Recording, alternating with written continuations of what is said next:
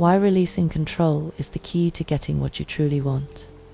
You're holding a handful of sand, tightly, with all your strength. And what happens? The sand slips through your fingers, precisely because you're squeezing so hard. But the moment you open your palm, it stays. It rests there quietly. It's not going anywhere. That, in a nutshell, is everything we're going to talk about today. The paradox of letting go is one of the strangest and most powerful truths that exist in this life. It sounds illogical. It's almost annoyingly simple. But when you truly understand it, not just intellectually, but in your whole body, your life will change. Today, we're going to explore what letting go actually means, why we're so afraid to do it, what happens in your brain and body when you grip tightly and when you release, and most importantly, how to actually do it. For real, not just pretending. Stay with me. This is going to be an honest conversation. Part 1. What we get wrong. When someone tells you to just let it go, what do you feel? Irritation? A desire to say, easy for you to say, I get it, because there's something unbearably superficial about those words. As if the person is suggesting you simply stop feeling what you're feeling. But here's the thing. Letting go is not indifference. It's not I don't care. It's not weakness or surrender. It doesn't mean you stop wanting what you want. Letting go is an act of tremendous inner strength. It's the decision to stop controlling what you cannot control. It's choosing to trust the process of life, even when you can't see where it's leading. Let me show you the difference with an example. Imagine you desperately want to get your dream job. You've had the interview. You gave everything you had, and now you're waiting for an answer. There are 2 ways to wait. The first, you check your email every 5 minutes. You replay every single word you said in the interview. You think, what if I said something wrong? You mentally draft plans B, C, and D. You can't sleep properly. You can't enjoy anything else because your mind constantly returns to that email that hasn't arrived yet. The second way, you did everything you could. You brought the best version of yourself to that interview, and now you live. You meet friends. You do things you enjoy. You notice the sunset. You're present, here and now, not because you don't care about the job, but because you know your anxiety won't speed up their decision by even 1 second. That is letting go. And here's what's most remarkable. The second person, the one who let go, is far more likely to get that offer. Why? Let's talk about that right now. Part 2. The science. What happens in your brain? This isn't mysticism. It's neuroscience.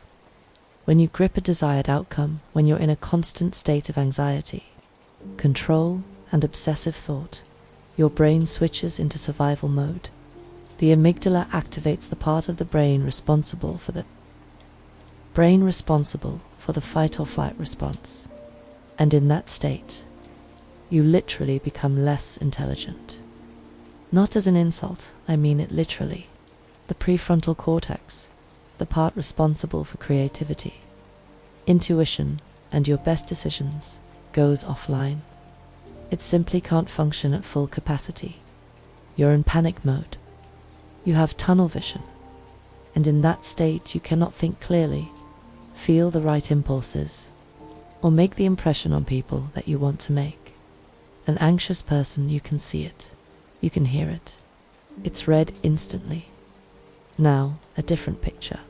When you let go, when you move into a state of acceptance and trust, the parasympathetic nervous system activates. Your body relaxes. Cortisol drops. Oxytocin and dopamine start working normally again. The prefrontal cortex is back online. You're smart, charismatic, creatively alive again. You're the best version of yourself again. People are drawn to you. Opportunities notice you. Synchronicities begin to happen. This isn't magic. It's biology. There's another fascinating phenomenon, sometimes called the observer effect in psychology. When we focus too intensely on something and try too hard to control it, we distort the very process. We create pressure on ourselves, on others, on the situation. And that pressure destroys the very thing we want so badly. Have you ever noticed that you fall asleep most easily when you stop trying to fall asleep? That you make people laugh more when you're not trying to be funny? That your best ideas come in the shower or on a walk, not at your desk when you're deliberately trying to think something up? This is the paradox. Effort sometimes is the biggest obstacle. Part 3. WHY we don't let go.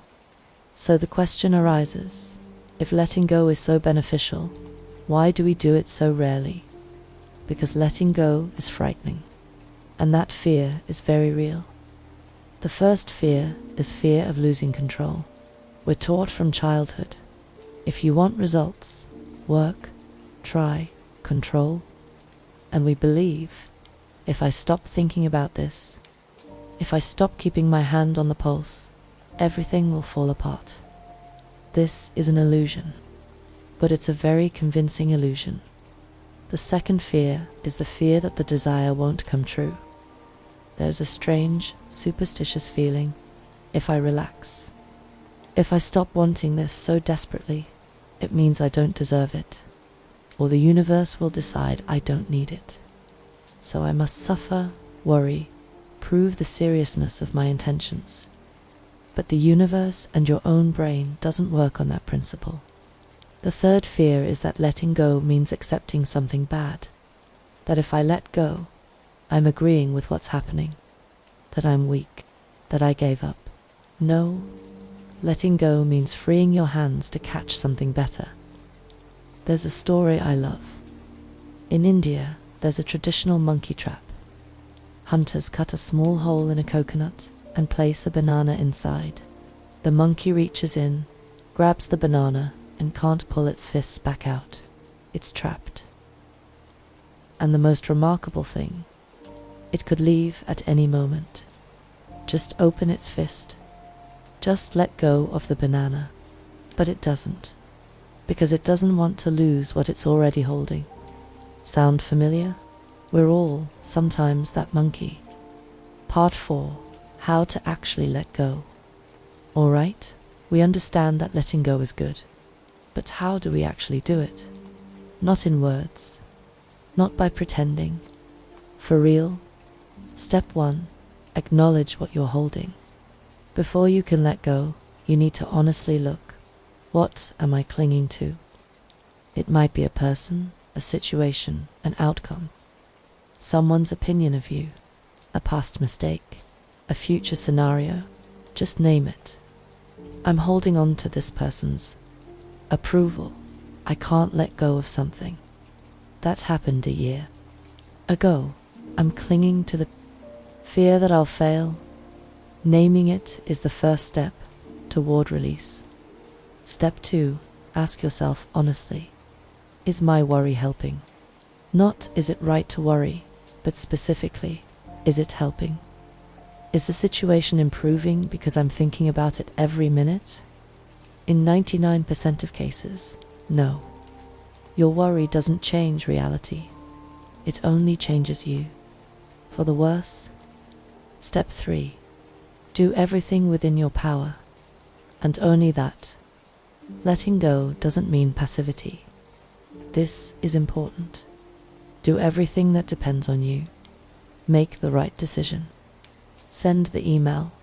Have the conversation. Take the step. And then release the outcome. Because the outcome is not within your power. Only your action is. Step 4. Redirect your attention to the present.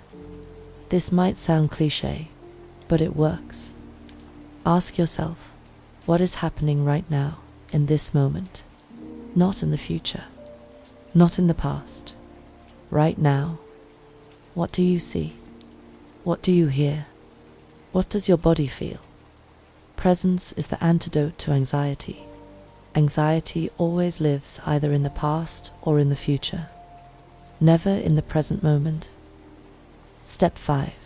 Trust the process, even when you can't see it. This is the hardest step, because it requires faith, not necessarily religious faith, but simply faith that life is wiser than our controlling mind, that sometimes what looks like a failure is actually a redirection, that sometimes a closed door is protection from something that wasn't right for you. Have you ever looked back and thought, thank goodness that didn't happen? Almost everyone has those moments.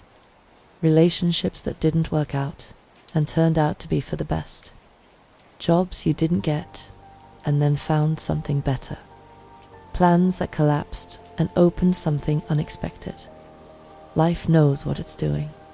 Sometimes we just need to stop interfering. Part 5.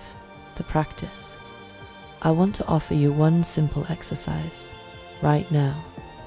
Close your eyes for a moment, or simply stop. Think of one situation in your life that you're trying to control, something that worries you, something you're holding on to. Feel how you're holding it. Where in your body is that sensation? In your chest? Your shoulders? Your stomach?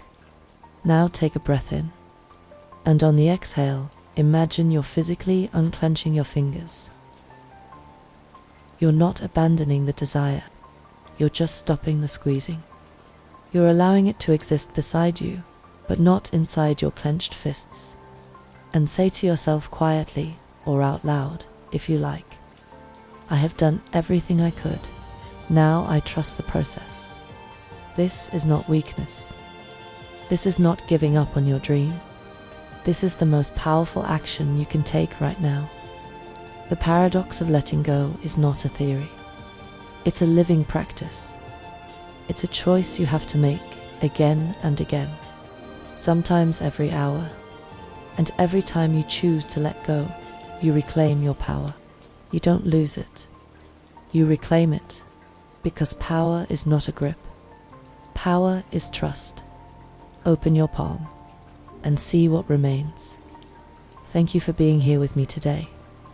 If this video touched something in you, share it with someone who might need it. See you next time.